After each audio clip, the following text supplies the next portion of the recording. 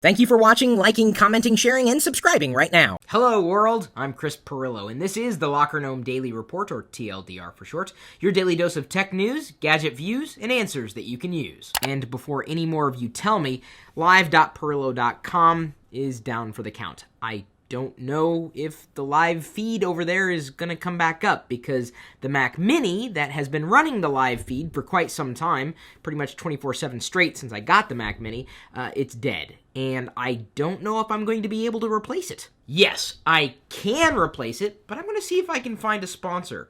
If you even want to have the live feed going on with the chat room and the tweets and the back of my head. To tell you the truth, I haven't been too sure on what I'd be able to do with the live feed anymore. It's still there, or well, was there. It's just that I wanted to have some kind of audio feed coming through that wasn't me necessarily, but geeky information. The problem is everybody wants to have their own channel. So unless I can find a sponsor for the Mac Mini, it's not going to happen again. I'd give just about anything to that sponsor just to have that live feed get up again. I'm not going to start an Indiegogo or Kickstarter project or anything like that because, I don't know, it'd make me feel kind of weird. And unfortunately, the software that I would use to composite all those elements that has made the live feed what the live feed was, I need a Mac. I can't use a PC. I even looked into using the Edge VS8 mini PC from Sapphire. The problem is, no FireWire ports. Yep, the camera that works just fine connected to that computer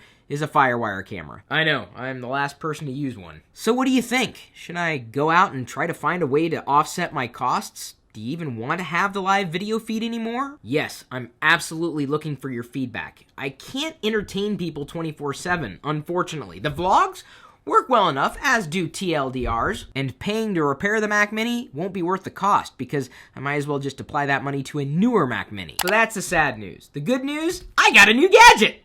This is the Innova ProTag, and you can protect your belongings with it. It's a Bluetooth device. Imagine putting it in your wallet or purse, and if you walk away from either one, if you have it connected to your Bluetooth device, like your phone, it's going to emit a signal. And by signal, I mean alarm. ProTag slides into anything you wish to secure, like a bag, wallet, passport, etc. Plus, it'll track stolen phones using SMS tracking and SIM change alert. That sucker is thin! And it charges by way of USB. How? Where? Right there.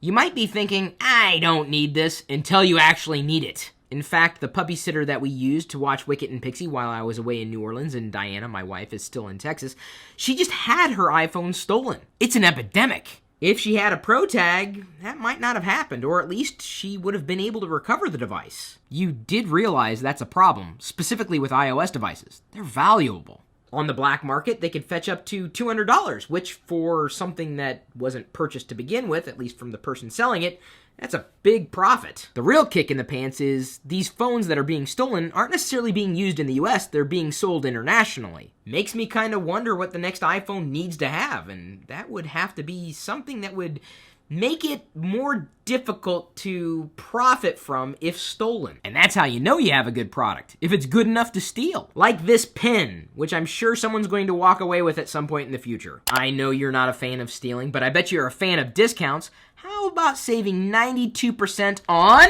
the Mac Productivity Bundle 4.0, jam-packed with 9 seriously powerful Mac apps, plus certified Adobe training courses?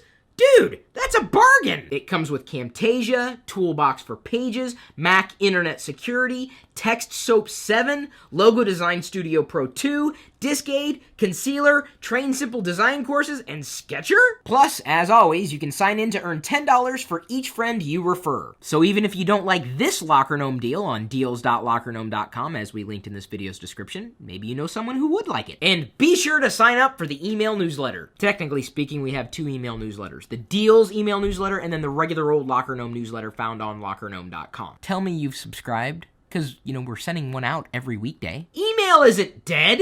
But you are to me if you haven't subscribed yet. I've been enjoying my Jabra Revos as you've seen them pop up in the Pirillo vlogs over the past week as I've been traveling around.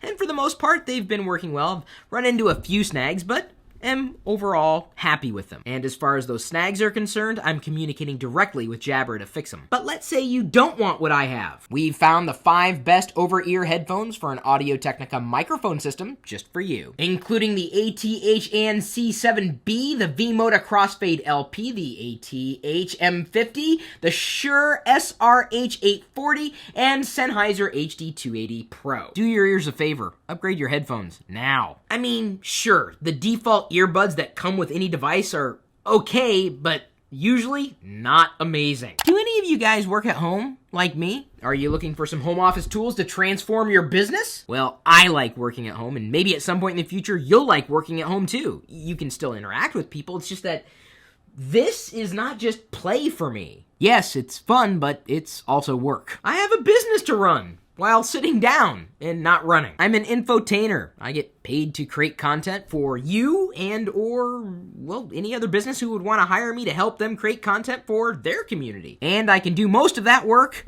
right here. Instead of using a chalkboard or a whiteboard, you could use something like Idea Paint and paint an entire wall as a whiteboard. Did you even know you could do that? It's kind of neat. I haven't done it yet though, because I tend not to write things down. I also recommend, even at home, an encrypted network and network-attached storage or off-site backup, an all-in-one Wi-Fi enabled printer like I have, and I know it's more of a printer, it's got a scanner attached to it, but I tend to use my phone as my primary scanner.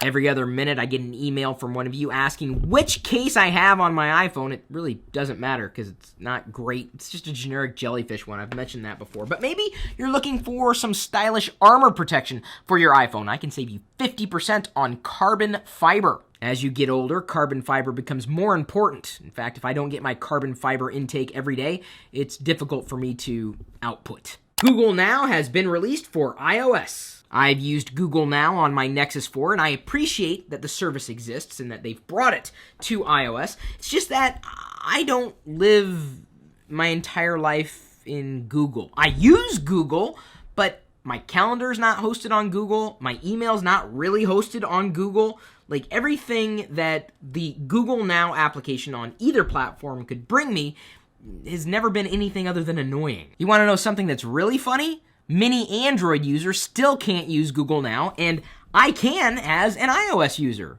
Doesn't that upset you? The implementation is just about as clean as could be expected, and I appreciate the granular level of control over the features. The implementation of Google Now inside the Google app on iOS is about as good as could be expected. I certainly do appreciate the granular level of control over the various features in Google Now. I can toggle various cards like weather, traffic, next appointment, flights, Gmail, travel, public transit, sports, places, public alerts, movies, stocks, news updates, photo spot, and birthdays.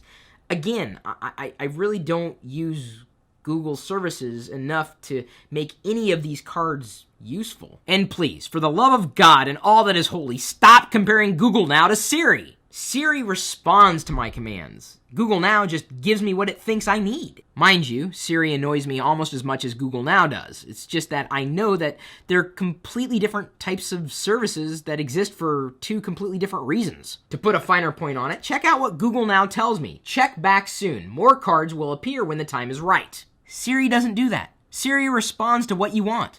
Google Now responds to what it thinks you want. And that brings me to something I wanted to dive in a little bit further on today. Apple is not Google. Two different companies, two completely different business models. And before I forget, this tangent is brought to you by GoDaddy.com. If you want to save money on your next purchase, email me. I'll send you my latest list of coupons. My email address, chris@Pirillo.com. It was this comment posted earlier on one of my Google Plus comment threads by Adam Slobodian that made me want to cover this topic with you today. He says, "This is what I love about Google. They are about sharing and getting their products in as many hands as possible, regardless of which mobile ecosystem you use.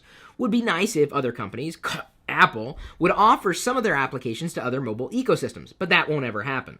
Well, of course it won't ever happen. Apple's in the business of selling you hardware. For the most part, Google's an internet company, a software company. Of course they don't care what platform you use. And trust me, I'm not a fan of everything Apple does. I think iTunes sucks. But they did port it to Windows for one reason and one reason alone. There are a lot of people using Windows, or at least A lot of people were using Windows at the time. So it's not that Apple needs to port their software to alternative platforms. They don't make a lot of money with the software. Now, they make a lot of money with the apps that are sold through their app store, but that's only available through the hardware that you buy. At least not anytime soon. They may port certain features to alternative platforms, but with the way the industry's growing, using the web more and more rather than individual apps to keep data moving back and forth between platforms, maybe Apple will change their mind.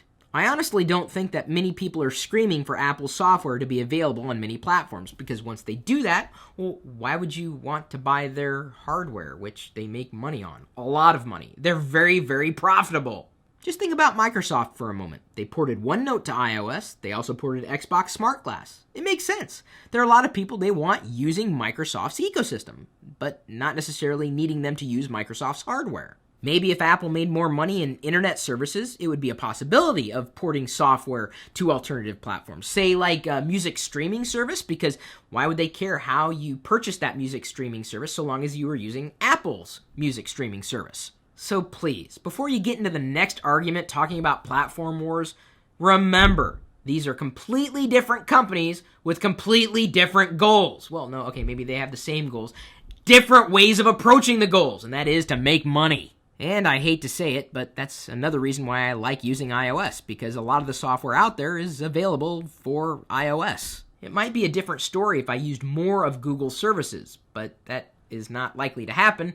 I'm still kind of nervous over what they did with Reader, as well as FeedBurner, and how many other apps I would have bought into, even if I didn't spend any money. If I put all my data in one service that Google shut down, that would suck. Oh, by the way, I rent an Exchange server every month for my email and calendaring, so I do spend money, but not always with Apple. Because believe me, trusting that Apple is going to have all their services up and running at any point in time is about as crazy as believing that Google's always going to keep every single thing that they launch open all the time. And speaking of that, tomorrow I may very well dive into why it's not easy for people to switch from using an iPhone to an Android device. And so if you want to hear me dive into that topic further, you can stay tuned if you haven't already subscribed to this channel. Thanks again for liking and sharing this video with everybody you know and keeping that conversation going. We may disagree, that's okay, but let's keep things positive and respect one another, because that makes YouTube a happy place. And I'm more happy with you here than I would be if you weren't here. We'll see you later.